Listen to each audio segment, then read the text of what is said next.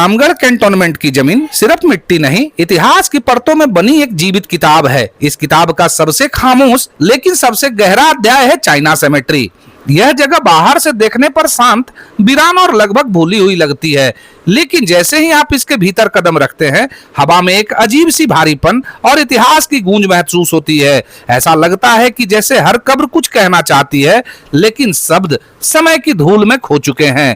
कहा जाता है कि द्वितीय विश्व युद्ध के दौर में जब पूरी दुनिया संघर्ष और अस्थिरता की आग में जल रही थी, तब रामगढ़ कैंट ब्रिटिश भारतीय सेना का एक अहम सैन्य केंद्र था। इस दौरान कुछ विदेशी सैनिक चीन और ताइवान से यहाँ आए थे।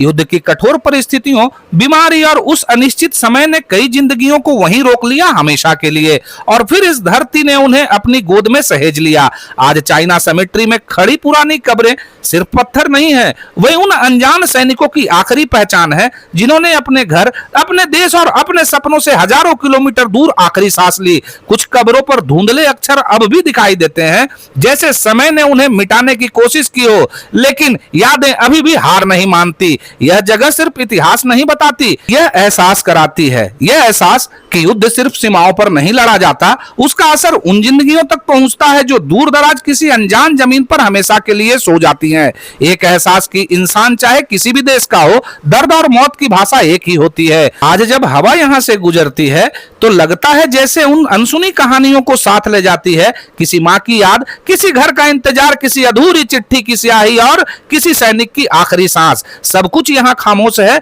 लेकिन यह खामोशी खाली नहीं है, यह भरी हुई है इतिहास से, बलिदान से और उन अनगिनत चेहरों से जिन्हें शायद दुनिया भूल गई, पर रामगढ़ की धरती आज भी याद रखे हुए है।